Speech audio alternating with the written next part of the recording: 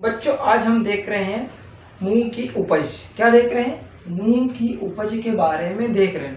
पहला हमने वहाँ उसका जो था बीज उपचार तक पढ़ चुके थे, लेकिन आगे का जो देख रहे हैं हम उपज से देख रहे हैं। क्या देख रहे हैं? उसकी उपज। तो मूंग की जो उपज होती है, जो यील्ड है, उसके बारे में मैं बता रहा हूँ। खरीफ की मूंग जो होता है, मैंने पहले बताया था, मूंग की जो क्रॉप होती है उसे दो सीजन में लगाया जाता है। एक तो खरीफ के मौसम में लगाया जाता है जब वर्षा ऋतु होती है, ठीक है, उसमें भी इसकी खेती करते हैं। एक जायद का मौसम होता है, ग्रीष्म ऋतु जो गर्मी का मौसम होता है, उसमें भी किसान क्या करता है, फसल को लगाता है मूंग की। तो दोनों लगाते हैं, दोनों में इसकी उपज क्या होती है, अलग अलग प्राप्त होगी।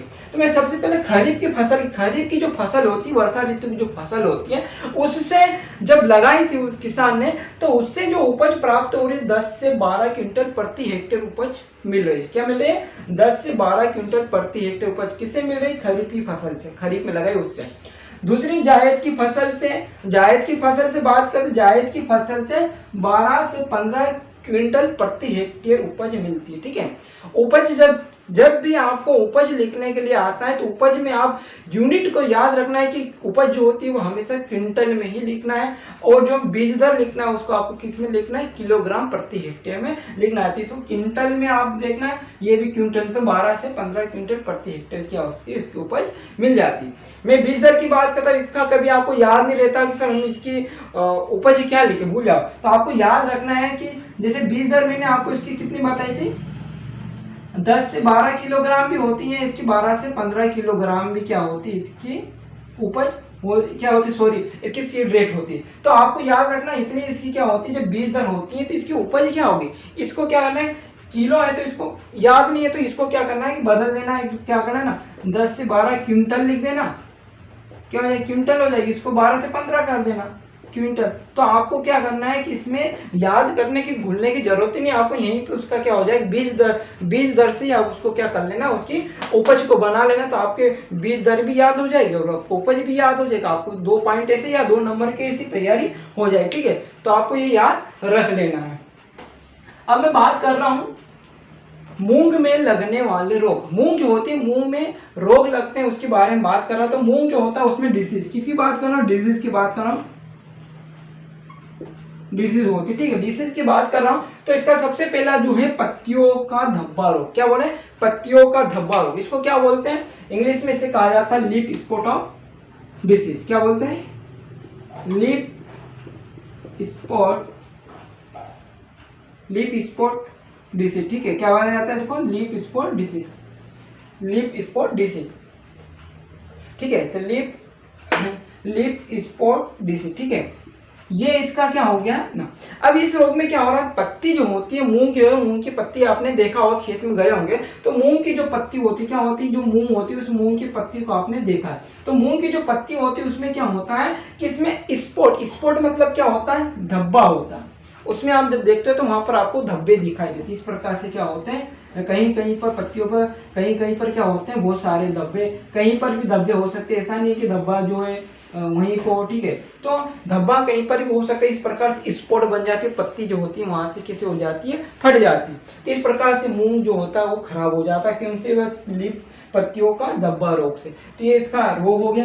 दूसरा रोग मैं बता रहा हूँ आपको, दूसरा रोग देखना क्या है, पत्ती जो होती है, पत्तियों का चित्र वर्ण रोग होता है। क्या? पीला चित्रण वर्ण रोग, पीला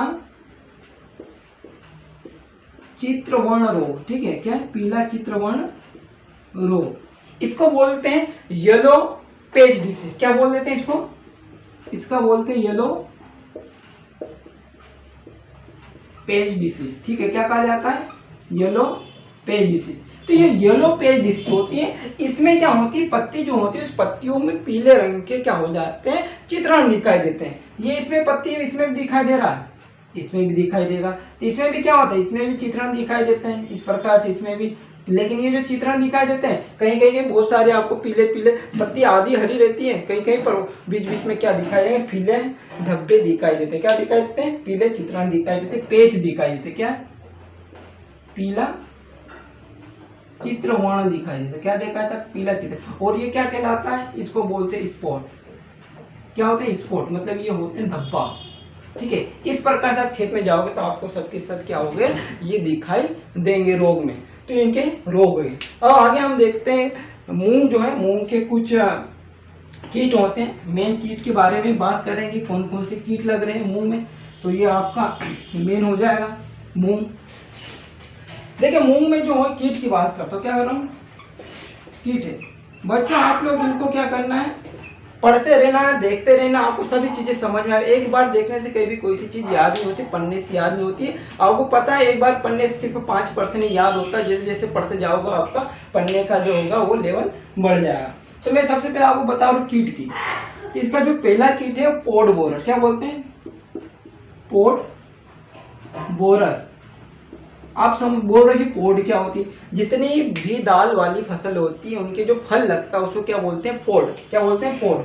ठीक है, क्या बोला जाता है, फली छेदक बोल सकते हैं। ठीक है, क्या बोलेंगे इसको, फली छेदक। ठीक है, क्या हो जाएगा, फली छेदक, पोड बोरर। ठीक है, क्या होता है, सॉरी इधर लिख देता हूँ, क्या हो जाएगा, पोड बोरर। ठीक है, क्या हो गया, पोड बोरर। तो देखिए इसमें क्या है, तो नाम से पता चला पोड है ना फली। तो मूंग जो होती है, इस मूंग की मान लो कि ये क्या है, फली है। ठीक है, अब इस फली में क्या होता है, ये फली होती है, उसमें जो कीट होता है, जो कीड़ा होता है, क्या करता है, इसमें होल कर देता है। क्या होता है, छेद कर, और छेद करके क्या करता है, उसके अंदर, फली के अंदर चले जाता है, और अंदर जाके जो फली के अंदर जो दाने होते हैं उन दानों को क्या करता है, खा करके हानि पहुंचाती है। इस प्रकार से फली अंदर से क्या हो जाती है, पूरी खोखली दाने समाप्त हो जाते हैं। पोड बोरर इस प्रकार से क्या करता है, फसल को हानि कर। तो आपको याद रखना, पोड, पोड मतलब क्या, फली होते हैं, बोरर मतलब छेद करने वाला। सिंपल सी चीज है। ठीक है, ये आपको समझ, जितने भी दलहनी क्रॉप है, दाल वाली क्रॉप, उनमें क्या होता है, जो फल लगता है उसको क्या बोलते हैं, पोड ही बोलते हैं। सोयाबीन में भी पोड होता है। ठीक है, मूंग में भी पोड होता है। आपने अरहर मतलब तुअर की दाल होती है, उसमें भी पोड होती है जो आप खाते हो। ठीक है, ये सभी चीजें तो याद रखना। दूसरा इसका जो कीट है वो कौन सा है, इसमें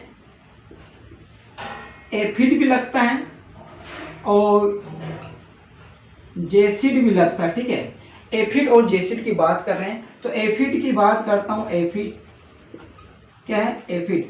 तो एफिड एक प्रकार का रस चूसक कीड़ा, क्या, रस को चूसने वाला सकिंग पेस्ट होता है। ये क्या करता है, तन और पत्ते जो कोमल भाग होते हैं उनमें क्या करता है, अपने जो डंक होते हैं उनको क्या करता है, चुभाते हैं, उनसे क्या करता है, रस को चूस लेते हैं। इसलिए पत्तियां जो होती है कमजोर हो जाती है, क्योंकि उसमें से रस चूस लेते हैं।